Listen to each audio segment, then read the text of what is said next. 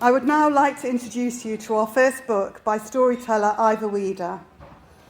Ivor was born in 1931, survivor of Auschwitz, former businessman, husband to Marion, father of 2, and a great-grandfather of 17. His marvellous book, Was G-d In Auschwitz, is a visceral, emotive account of his life that began very simply in the Romanian village of Bosana, before the terror of Hungarian occupation and eventual deportation to Auschwitz.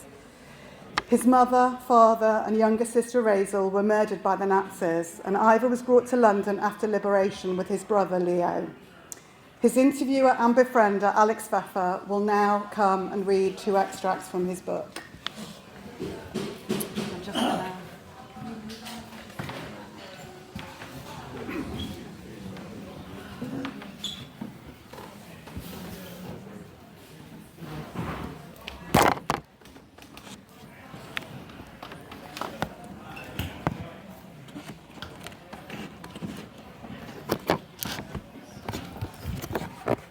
Once all the Jews from the surrounding villages were gathered, we were marched to Sighet and concentrated in the train station.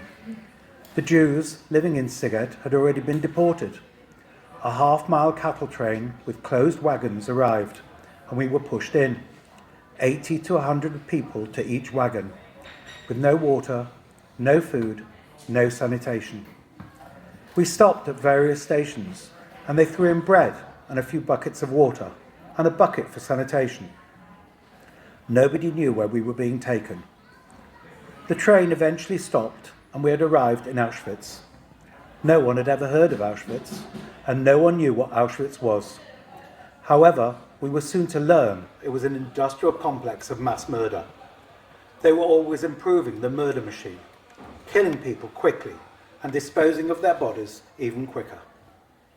The doors of the cattle wagon, full of men, women and children, slammed open, and there was tremendous confusion. We were greeted by SS soldiers with long sticks in their hands and barking dogs shouting, "Araus, Araus, get out of the trains." As soon as our feet touched the ground, we were immediately separated, men on one side, women on the other. They wouldn't even let you say goodbye to one another. We had to leave behind all our belongings. There were thousands of people coming in, train after train after train. My youngest sister Rachel was with my mother, and they were sent straight to the crematorium. Anyone with a baby or a young child went straight there. I never saw my mother or sister again. I saw them go off, and I never got to say goodbye. Selection. That's my life story. My sisters Vida and Schliemer were sent to the camp at Birkenau, but it was only after the war that I learned what happened to them, as Vida wrote it all down. In the near distance, we saw a crowd of men standing in striped pyjamas. We didn't know who these people were. We also saw an enormously tall, smoking chimney.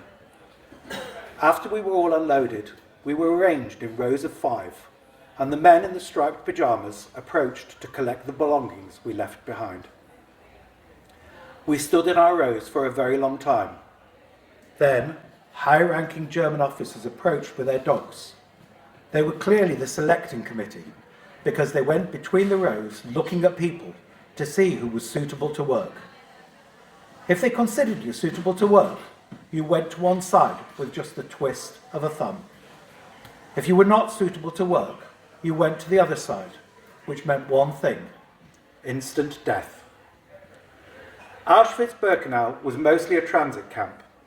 If you were fit for work, you worked at Auschwitz or one of its surrounding subcamps. If you weren't, you went out through the chimney.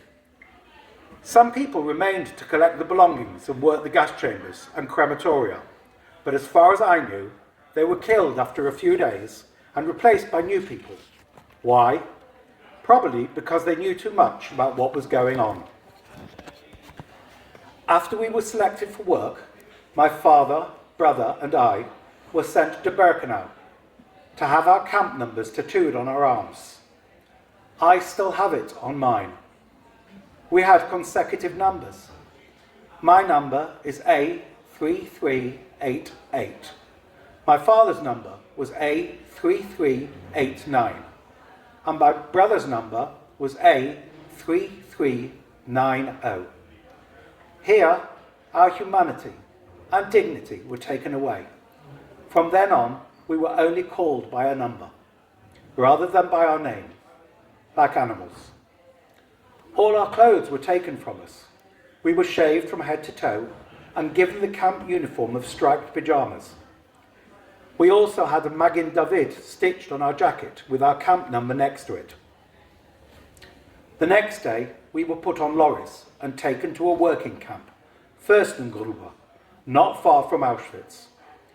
We arrived early in the morning and were called to Appelplatz, a big area where they used to count the people. We stood in rows of 5, and that's how you were counted. As we were lining up one day, we saw gallows being erected. Everyone thought this was the end. While we waited, the short people were placed in the front rows. I was one of them, as I was the youngest in Fürstengrube camp, just 12 years old. It was very, very rare for someone of my age to be picked for work. Out of everyone in my village and all my friends who were about the same age as me, none of them survived. It was a miracle I did. Also, the fact that the 3 of us were together, me, my brother, and my father, was another miracle, because they broke up families on purpose so you couldn't find each other. We waited for some time, not knowing what was going to happen. The Germans came in with their dogs and truncheons, laughing. It was very quiet.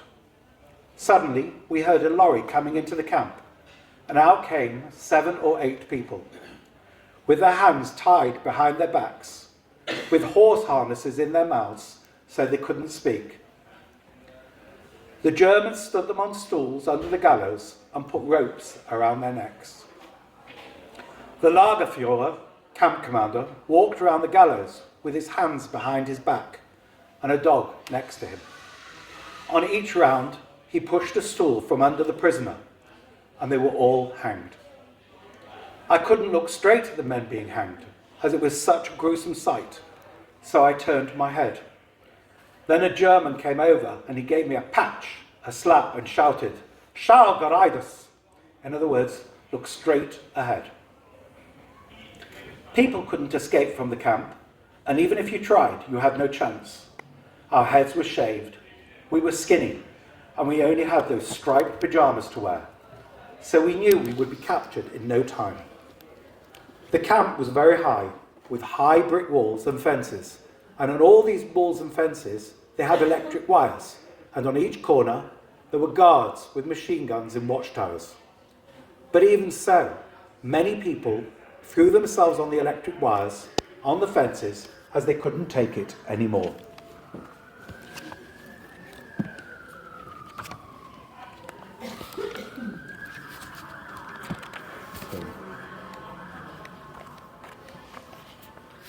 After a couple of months, my father had a nasty accident on his hand, somehow whilst working on the railways. I think one of the wheels caught his hand and chopped his fingers off. Since he couldn't work any longer, he was sent away, and I never saw him again. That was the Nazis' motto, nicht arbeiten, nicht essen. If you can't work, you can't eat. If someone couldn't work, they were sent from the camp to the gas chambers at Auschwitz, and that was the end. Lorries came, and they used to load people up, people who were ill or elderly. We knew what was happening. We could see the chimney and the smoke when we arrived there. I don't know if people believe everything that happens. Some people say, why don't you forget about it? But how can you forget about it? Day and night, I can't forget about it. I think about it more now than I did before. Since I retired, for the last 20 years, I've been thinking about it. And what's worse is that I don't have any pictures of my parents. Not one picture. To be honest, I can't really remember what they looked like. If somebody were to say to me, there's a group of men in the park, and there's a group of women in the park, and amongst the men is your father, and amongst the women is your mother, can you pick them out? I couldn't pick them out because I can't remember. It's very sad, isn't it? I don't know how I managed to survive. Don't ask me, ask God. I saw the cruelty, what people can do to each other, man to man. Ani hagever ra oini. I am the man who has seen affliction, from Lamentations. Yet even today, there are Holocaust deniers, people who don't believe it, won't believe it. They say it's all propaganda. But I know it happened. I was there. I want to say to the younger generation, as there are very few Holocaust survivors left, Mahalt shoin zokt bani ila. We are in the sunset of our lives. So it is your duty to pass on the memory of the Shah. As we say, mitachas hashomayim lo tishkach. From under the heavens you will not forget. When your children and grandchildren ask, how do you know what happened? Tell them you heard it from the survivor, me.